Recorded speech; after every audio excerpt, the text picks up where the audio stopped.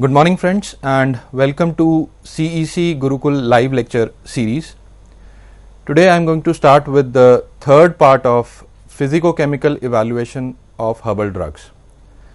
Now in the first two parts of this lecture series I discussed about the physical methods for the quality evaluation of herbal drugs, and in that we discussed about ash values, different types of ash values, that is acid insoluble and water soluble ash values, their method of determination, their significance in assessing the quality of crude herbal drugs. Then we discuss about extractive values, different types of extractive values and how they help in assessing the quality assessment of crude herbal drugs.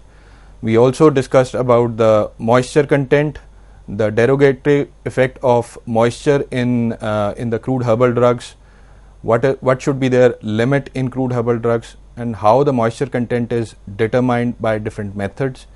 And in different methods we discussed loss on drying in detail, because this is the most common method that is being utilized for evaluation or for determination of the moisture content. So friends, in continuous with the previous two lectures, today I am going to start with the other physical parameters for quality assessment of crude drugs.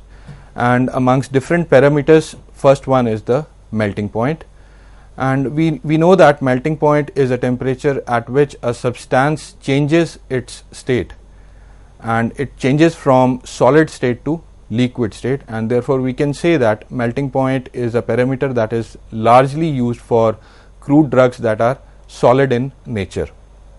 Now it is also considered as one of the simplest parameter to determine or to evaluate the quality of a crude substance or a pure substance.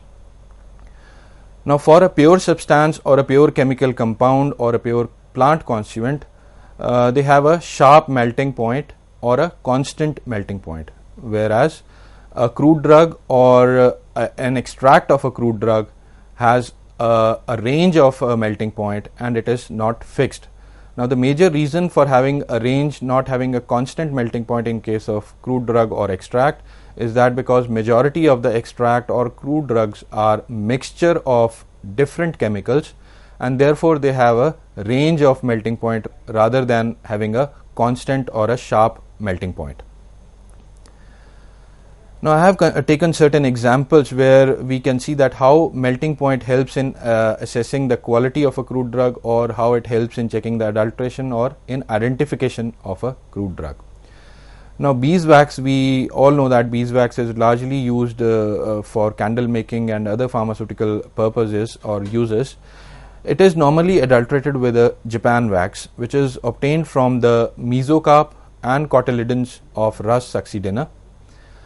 Genuine beeswax has a melting point range of 62 to 64 degrees Celsius, but when it is adulterated with Japan wax, the melting range of the adulterated beeswax will go below 62 to 64 degrees Celsius, because the melting point range for Japan wax is 50 to 56 degrees Celsius. Now if the beeswax is adulterated with Japan wax, the melting range falls below 62 to 64 degrees, and one can assume that the given beeswax either it is adulterated from Japan wax or it is of poor quality. Similarly, kokum butter is having a melting point range of 39 to 40 degrees Celsius, and wool fat is having a melting point range of 34 to 44 degrees Celsius. And if there is any change or variation in the melting range of these drugs, one can easily say that these drugs are adulterated. Now melting point is a parameter, as I told you, that it is largely used for the solid substances, but we can also use this parameter for liquid drugs as well, as I have taken an example of olive oil, and olive oil is normally adulterated with arachis oil, which is much cheaper as compared to olive oil.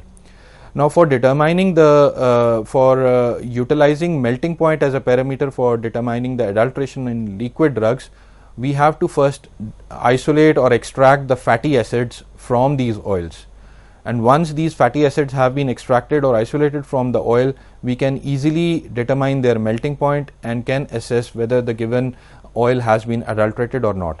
So in this case, that is of olive oil, it is rich in oleic acid, and oleic acid is having a melting point not more than 71 degrees Celsius.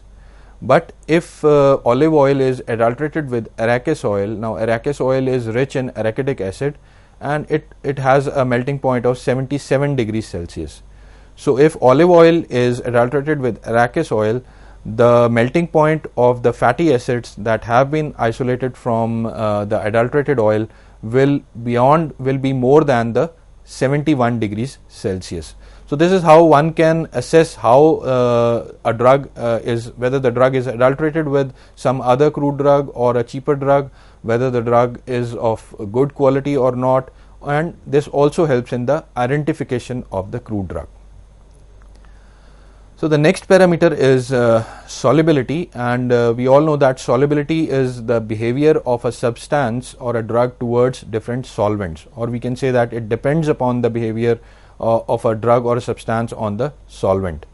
And this solubility parameter is largely important for the drugs that fall under the category of oils, resins, gums, balsams, waxes or lipids, and so on and so forth. Now, like melting point, solubility also helps in the identification of a crude drug. It helps in checking the adulteration as well as the quality of the crude drug sample.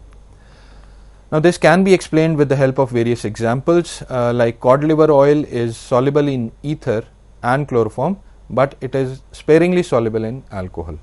Now, if cod liver oil is adulterated with any other oil, definitely there will be a variation in the solubility profile of the cod liver oil.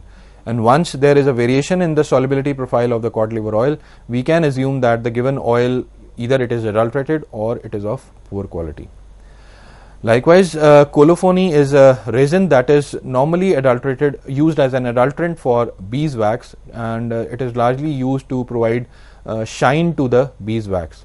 Now, colophony is readily soluble in cold alcohol, whereas beeswax is sparingly or partially soluble in cold alcohol.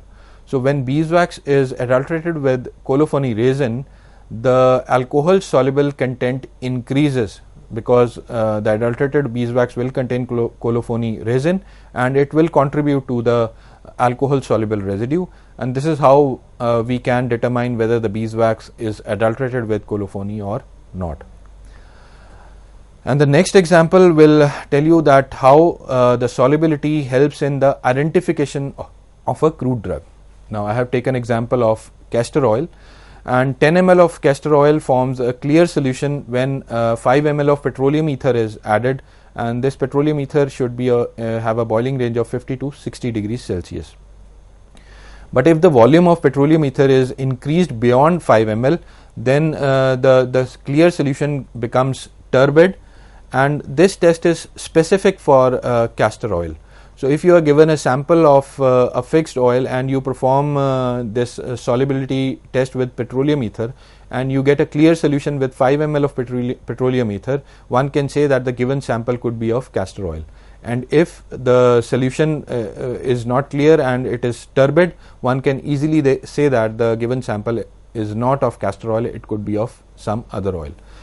Similarly, castor oil is soluble in 3 volumes of 90% alcohol, and if it is adulterated, the solubility in alcohol improves. So, this is how one can also determine whether the given sample of castor oil is adulterated or not, and if the solubility increases in 90% alcohol, definitely one can say that the oil is having some adulteration. So, this is how the solubility also helps in checking the quality. Next, we have certain physical methods that are applicable specifically to the liquid drugs. The earlier methods, like which we have already discussed in the previous lectures, like ash value, extractive values, and melting point or solubility, these were more specific for the solid substances, and these are the parameters that are specifically or in general used for liquid drugs, and these are optical rotation, refractive index, specific gravity, and viscosity. Now, we will see that how these parameters are determined and how they help in assessing the quality of the crude drugs. So, the first one is optical rotation, and it is defined as the rotation of plane of polarization of plane polarized light by a substance, and the substance which rotates the plane of polarization of the light we call it as optically active substance. Now, if this optically active substance rotates the plane of the polarization of the light towards the right direction, we call it as dextrorotatory enantiomer, and it is indicated by, or the name of the compound is prefixed by D or plus sign. Whereas if the substance or the optically substance rotates the plane of the light towards left direction, we call it as levorotatory enantiomer, and it is designated by L or the negative sign. Now, optical rotation depends upon the thickness of the layer under examination, because the light has to cross through the layer of a substance. Definitely the thickness will affect the rotation of the light. Now, it also depends upon the temperature, because temperature affects the density of the substance. Therefore, optical rotation also depends upon temperature, and obviously the nature of the light that is being used to determine the optical rotation. Now, optical rotation is normally measured with the help of an instrument. We call it as polarimeter, and we have manual, semi-automatic or automatic polarimeters in the market, and the one which you are seeing in this picture is a manual polarimeter, which is commonly available in the laboratories. Then we also have automatic polarimeters, as you can see in this picture, and there are certain obvious advantages of automatic polarimeters. They are more accurate because they are governed or they are controlled by certain softwares, and therefore there is very less possible chance of manual error in noting down the readings. Therefore, they are more accurate. And these automatic polarimeters have inbuilt Peltier systems which provide a constant temperature throughout the determination. As we know that temperature affects the refractive index of optical rotation of a substance. So the Peltier systems help in maintaining a constant temperature throughout determination, and therefore they give more accurate readings. Further, they have Faraday modulators, inbuilt Faraday modulators, which also increases the detection accuracy, because these Faraday modulators help in mitigating the stray reflections or the radiations that are occurring through the substance. And once these stray radiations or reflections are mitigated, the accuracy of detection is obviously enhanced.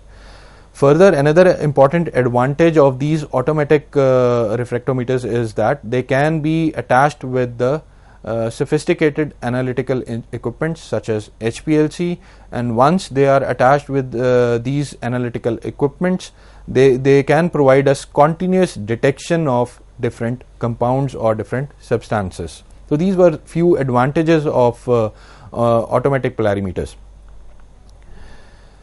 Next parameter is the optical rotation, and this optical rotation is nothing but the change. Now, optical rotation basically also gives us an idea about the purity of a substance as well as the concentration of the two enantiomers that are present in a particular drug. The two enantiomers are dextrorotatory and levorotatory enantiomers. Now, if these two enantiomers are present in equal quantities in a substance or in a mixture, the net optical rotation gets nullified, because both the enantiomers are present in equal quantities, and such mixture we call it as racemic mixture. The optical rotation can also be measured for a solid substance, and largely it is used for the liquid drugs, but it can also be used for solid substance. And if you have to use optical rotation for solid substance, we first have to prepare the solution of that solid substance in a particular solvent, and then after that we can measure the optical rotation of that solution. Now, how this optical rotation helps in assessing the quality? Number one, it helps in the identification of the crude drugs. As you can see in the example, for caraway oil, the optical rotation value ranges from plus 74 degrees to plus 80 degrees, whereas cinnamon oil has an optical rotation range of 0 degrees to minus 2 degrees. So, if there is any kind of adulteration in these oils, there will be change in the range of the optical rotation. One. Second, if these oils are of poor quality, obviously when they will be of poor quality, there will be variation in their chemical composition, and when there will be the variation in their chemical composition, there will be change in the optical rotation range. So this is how the optical rotation helps in the identification as well as assessing the quality of the crude drugs. Now the second aspect of optical rotation significance is that it helps in checking the quality and the type of the oil. I have taken an example of lemon oil, and lemon oil is having an optical rotation range of plus 57 degrees to plus 70 degrees, whereas the terpene-less lemon oil, now the terpene-less is the term is used for the oil when all the terpene constituents from the oil have been extracted out using fractional distillation, and the remaining oil is largely composed of the oxygenated hydrocarbons. Now when all the terpenes have been isolated from the oil and the oil is remained with the oxygenated compounds, the oil becomes more stable as compared to the original oil, and thereby it also retains the actual fragrance of the original oil. So most of the industry basically they demand for the terpene-less oil, and terpene-less oil is also commonly known by different names such as concentrated oils or terpene-less and sesquiterpene-less oils. So terpene-less lemon oil is having a range of minus 5 degrees to plus 2 degrees. So if the lemon oil is mixed in terpene-less oil or vice versa, then there will be a variation in the optical rotation ranges, and one can easily assess that whether the terpene-less lemon oil has been mixed with lemon oil or vice versa. The next aspect of optical rotation application is that it also helps in differentiating the oil obtained from a plant that is grown in different geographical locations. Now if a plant is grown in different geographical location, there is every possible chance that it leads to the variation in the chemical composition of that plant or the plant product, and whenever there is change in the chemical composition of the plant or plant product, the optical rotation of that product will change. As you can see in the example, I have taken example of citronella oil, which is obtained from Cymbopogon species. And if the Cymbopogon species are grown in Java, the optical rotation of that oil is minus 5 to plus 2 degrees. Whereas the citronella oil that is obtained from the plants that are grown in Ceylon region, they have an optical rotation range of minus 9 degrees to minus 18 degrees. So this is how the optical rotation helps in differentiating the samples that are obtained from the plant grown in different geographical locations.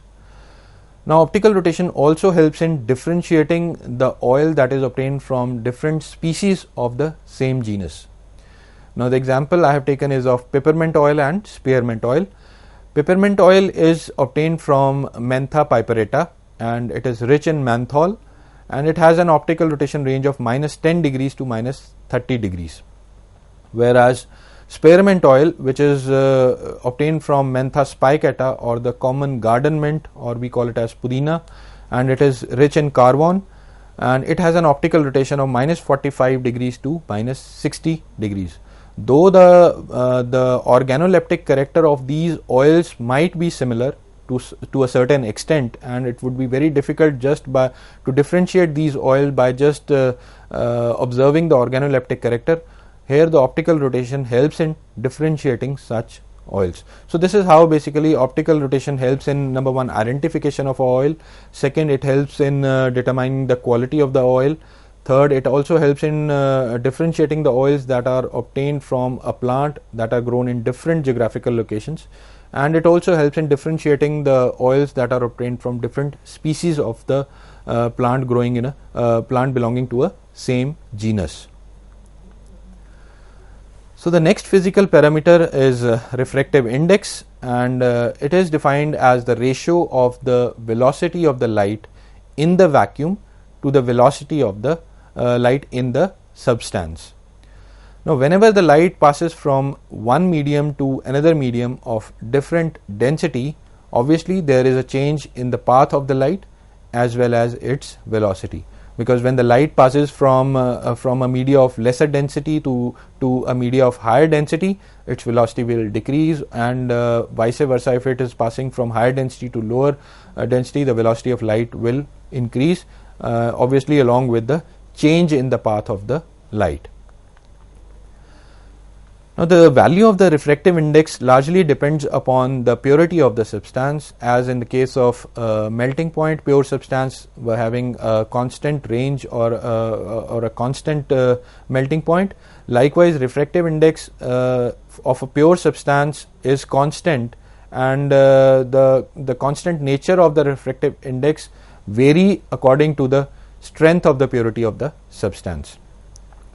Now, it also depends upon the wavelength of light, temperature and pressure, because temperature and pressure largely affect the density of the substance under examination. So, refractive index will also change with the temperature and the operating pressure conditions where the refractive index is being determined.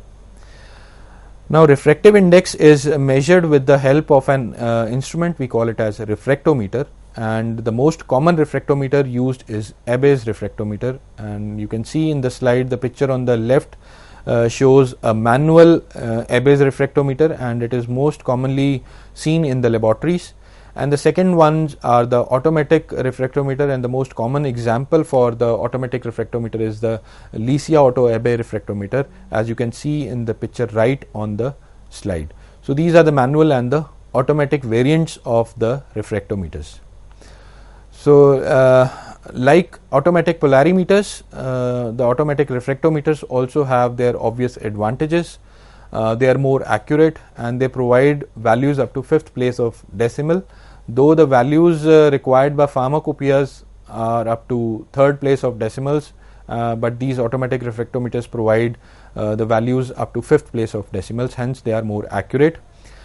Now, the manual refractometers, they work on the principle when the light passes through or transmitted through the object or the substance.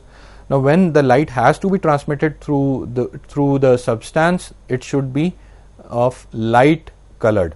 Therefore, the manual refractometers could not be used for the dark colored samples, whereas automatic refractometers, they work on the principle of the reflected light, that is, the light beam is reflected from the surface or by the substance, and therefore these automatic refractometers can also be used for the dark colored samples. Now, since the recording in these automatic refractometers is recorded by or controlled by the software, this eliminates the chances of the manual error, and hence increases the accuracy of the readings. And as you can see in the picture of the manual refractometers, there are rotating knobs or rotating nuts available or present on the Abbe's refractometer, while these manual rotating devices or knobs are completely absent in case of automatic refractometers. Therefore, since no mechanical components are involved in case of automatic refractometers, they are less liable towards the wear and tear with the passage of time, and hence they give more value for the money. Now, how this refractive index basically helps in checking the identity or assessing the quality of the crude drug, we can explain this with the example. I have taken example of 3 different oils, that is oil of cassia, oil of cinnamon and oil of cinnamon leaf. Now, oil of cassia is obtained from cinnamon cassia. Oil of cinnamon is obtained from the bark of Cinnamomum zelanicum, and oil of cinnamon leaf is obtained from the leaf of Cinnamomum zelanicum. Now, the last 2 oils, that is oil of cinnamon and oil of cinnamon leaf, though the oil is obtained from the same plant, but it is obtained from different parts, that is, one is from bark and other is from leaf, whereas oil of cassia is an altogether different oil, though it belongs to the same genus, that is Cassia cinnamon or Cinnamomum cassia. Now, the refractive index of oil of cassia ranges from 1.610 whereas oil of cinnamon has a refractive index value of 1.573 to 1.600, and the RI value for oil of cinnamon leaf is 1.530. Now if we go into the organoleptic character of the oil of these three oils, it would be very difficult to differentiate these three oils on the basis of organoleptic characters. Though there will be slight variation in the color and slight variation in the odor of the oil, but still it would be very difficult to differentiate these three oils on the basis of organoleptic characters. And this is how the refractive index, the change in the value, helps in differentiating these three oils. So the next example is again of lemon oil and terpene-less lemon oil. As I told you that terpene-less lemon oil is an oil from which all the terpene components have been separated by fractional distillation, and it is also known as concentrated oil, and it is largely required by the industry because of its stability and retainment of the original odor. Now the lemon oil is having an RI value of 1.474 to 1.476, whereas terpene-less lemon oil is having an RI value of 1.475 to 1.485. So this is how refractive index helps in identification, number one. Second, helps in checking the quality, because if the oil or the substance is having a refractive index value which varies from the value from the standard value or the value given in the standard monographs, one can easily say that the given oil is of poor quality. And the third, it helps in differentiating different types of oils, whether they are obtained from the same plant or the original oil has been chemically modified to obtain the different kind of oil. So these were the three major advantages or applications of refractive index. Next physical method is the specific gravity, and we all know that it is also known as relative density. It is the ratio of the mass of a solid or a liquid to the mass of equal volume of water at 4 degrees centigrade. Now specific gravity is also measured for gases, and where it is defined as ratio of volume of gas to an equal volume of air or hydrogen under prescribed condition of temperature and pressure, because we know that the temperature and pressure largely affects the density, either it is of a liquid or a gas. So these two conditions are the prerequisite. The constant nature of these two conditions is the prerequisite for determination of specific gravity. Now it also helps in checking the adulteration, as olive oil has a specific gravity range of 0.915 to 0.918, and if there is a variation in the specific gravity range of the given sample of the olive oil, one can easily assume that whether either the olive oil given is of poor quality or it has been adulterated with some other cheaper oil. Second example is of cod liver oil, which has a specific gravity range of 0.922 to 0.929, and obviously if there is a variation in the specific gravity range of the cod liver oil, one can assume that it is of poor quality or is adulterated. So the next and the last physical parameter is viscosity, and we all know that it is the resistance to the flow of a liquid. More the resistance to the flow of the liquid, higher is the viscosity, and it is largely the index of the composition of the liquid substance and is constant at a given temperature. We all know that if there is a change in the temperature, it impacts the density of the substance, and when the density is impacted, obviously it will affect the viscosity. Further, with the change in temperature, there is also effect on the chemical composition of the substance, which will also affect the viscosity of a particular substance. Now viscosity is normally measured with an equipment which we call it as viscometer, and the most common viscometer used is Ostwald viscometer. As you can see in the slide, it is a U-shaped glassed apparatus, and the flow of liquid is normally determined, which is indicative of the viscosity of the liquid when the liquid passes through this fine capillary in this Ostwald viscometer. So this is the most common equipment that is used to determine viscosity under laboratory conditions.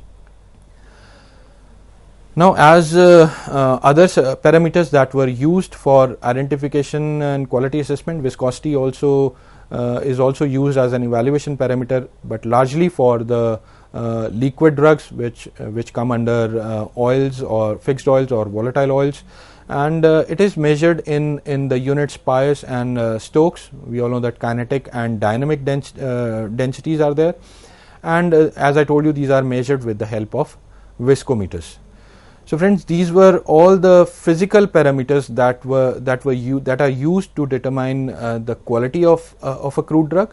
First and second, these physical parameters also help in the identification of a particular crude drug, as well as in identification of the adulteration in a crude drug. So in the next we will discuss about the different chemical parameters.